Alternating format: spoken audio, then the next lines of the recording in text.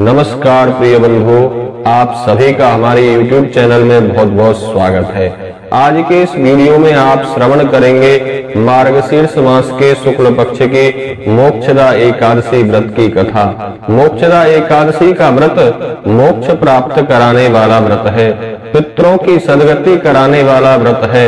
इस व्रत को करने से पितृगणों को मोक्ष की प्राप्ति होती है। बंधुओं, युधिष्ठिर ने भगवान श्री कृष्ण से हाथ जोड़कर निवेदन किया, हे प्रभु, आप जगत पिता हैं, आप सबके ऊपर दया करते हैं और सबका भला चाहते हैं। इसलिए मेरी आपसे विनती है कि आप मेरी जिज्ञासा को शांत कर दीजिए। मार्गशीर्ष माह के शुक्ल पक्ष की एकादशी का नाम क्या है, इस एकादशी व्रत की विधि क्या है और इस एकादशी में किस देवता की पूजा करनी चाहिए, विस्तार सहित मुझे बताकर कृतार्थ कीजिए। भगवान श्री कृष्ण उत्तर में बोले, राजन, तुम्हारा यह प्रश्न संसार के प्राणियों के हित के लिए है, इसलिए संसार के लोग तुम्हारी बड़ाई करेंगे। तुमने यह जो प्रश्न किया है यह बेहद उत्तम है, इससे लोगों का भला होगा। अब अपने प्रश्न का उत्तर ध्यान से सुनिए। भगवान कहते हैं, मार्गशीर्ष मास के शुक्ल पक्ष की एकादशी का नाम है मोक्षदा एकादशी। यह एकादशी सभी पापों को नष्ट करके मोक्ष प्रदान करती है। इस एकादशी व्रत में भगवान विष्णु के ही स्वरूप दामोदर भगवान की पूजा करनी चाहिए। धूप दीप नैवेद्य आदि से भगवान की श्रद्धा पूर्वक पूजा अर्चना करें और एकादशी व्रत का संकल्प करें।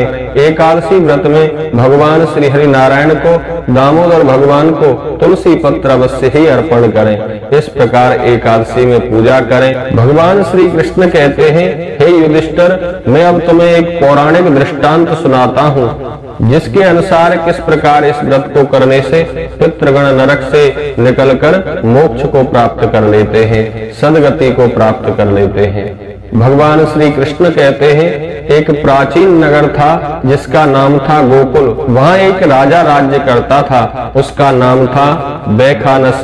बैखानस राजा के राज्य में ब्राह्मण वेदों के धुरंधर विद्वान हुआ करते थे। उसकी प्रजा बेहद सुखी और संपन्न थी।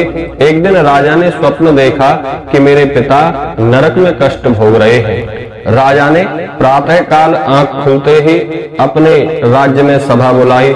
सभी विद्वान ब्राह्मणों को एकत्रित किया गया और राजा ने उन ब्राह्मणों से पूछा कि हे ब्राह्मण देवताओं, मैंने रात्रि में एक स्वप्न देखा है। स्वप्न में मैंने देखा मेरे पिता नरक का कष्ट भोग रहे हैं और वह मुझसे कह रहे हैं कि हे बेटा, कोई ऐसा पुण्य कर्म करो जिससे मैं इस नरक से निकल जाऊं, मुझे इस नरक से छुटकारा दिला दो। जब से उन्होंने मुझसे यह बात कही है, जब से मैंने यह स्वप्न देखा है, तब से मेरा सुख चैन उड़ गया है। अब ना तो मुझे राज ही अच्छा लगता, ना धन दौलत हाथी घोड़े, यह सब मुझे व्यर्थ दिखाई पड़ते हैं। मेरे अंतःकरण में शांति नहीं है। किस प्रकार इस दुखी आग से मेरा शरीर जल रहा है, कोई ऐसा उपाय बताइए जिससे कि मैं अपने पिता को नरक से छुटकारा दिला सकूं।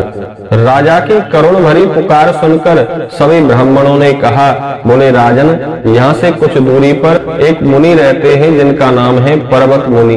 वह भूत भविष्य वर्तमान तीनों के जानकार हैं। वही आपको कोई ऐसा उपाय बता सकते हैं जिससे कि आपके पिता नरक से मुक्त हो सकते हैं। ब्राह्मणों के निर्देश अनुसार राजा पर्वत मुनि के पास जाते हैं वन में। वहाँ बहुत से योगी तपस्वी शांत चित होकर मुनि के आश्रम में उनके चरणार विंद में बैठे हुए हैं। उन सभी ऋषिगणों के बीच में पर्वत मुनि ऐसे मालूम पड़ते हैं मान लो दूसरे ब्रह्मा बैठे हो।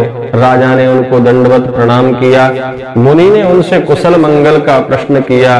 राजा ने बड़ी विनम्र भाषा में कहा, मुने, आपकी कृपा के आशीर्वाद से सब कुछ ठीक ठाक है, परंतु अब कुछ समय से मैंने एक ऐसा स्वप्न देखा है जिसके कारण मेरी रात की नींद और दिन में मुझे कोई चैन नहीं मिलता। मैं सारे दिन इसी पीड़ा में तड़पता रहता हूँ कि मेरे पिता नरक में क्यों पड़े हैं। मैं कौन सा ऐसा उपाय करूं जिससे कि वह नरक से निकल जाएं। इसी प्रश्न को लेकर मैं आपकी शरण में आया हूँ। आप कृपा करके कोई ऐसा उपाय बता दीजिए जिससे कि मेरे पिता नरक से मुक्त होकर स्वर्ग में स्थान प्राप्त कर लें। पर्वत मुनि ने आंखें मूंदकर कुछ देर ध्यान किया और ध्यान में स्थित होकर उन्होंने राजा के पिता जो नरक में कष्ट भोग रहे थे उनके पूर्व जन्मों के बारे में जाना। आंख खोलकर ऋषि ने कहा, राजन, मैंने तुम्हारे पिता के पूर्व जन्मों के बहुत से ऐसे कर्मों को देखा है जिसके कारण वह नरक का कष्ट भोग रहे हैं। पूर्व जन्म में तुम्हारे पिता ने बड़ी रानी के कहने में आकर अपनी छोटी पत्नी के साथ भेदभाव किया था। इसी पाप के कारण तुम्हारे पिता नरक में कष्ट भोग रहे हैं। यह सुनकर राजा वैखानस याचना पूर्वक बोले, मुने, कोई ऐसा उपाय बताइए जिसके करने से मेरे पिता नरक से छूट जाएं और उन्हें स्वर्ग की प्राप्ति हो जाए, मोक्ष की प्राप्ति हो जाए। राजा की बात सुनकर पर्वत मुनि बोले, राजन, मार्गशीर्ष मास के शुक्ल पक्ष की मोक्षदा एकादशी का तुम उपवास करो और उस व्रत का फल अपने पिताश्री के नाम से संकल्प करके छोड़ दो। वह नरक से अवश्य ही छूट जाएंगे और उन्हें मोक्ष की प्राप्ति हो जाएगी। पर्वत मुनि के वचन सुनकर राजा वैखानस अपने नगर गोकुल को वापस लौट आए। आकर पर्वत मुनि के कथन अनुसार उनके द्वारा बताई विधि के अनुसार ही उन्होंने परिवार सहित मोक्षदा एकादशी का व्रत किया और व्रत करने के बाद एकादशी व्रत के पुण्य फल को अपने पिताश्री के नाम संकल्प करके छोड़ दिया।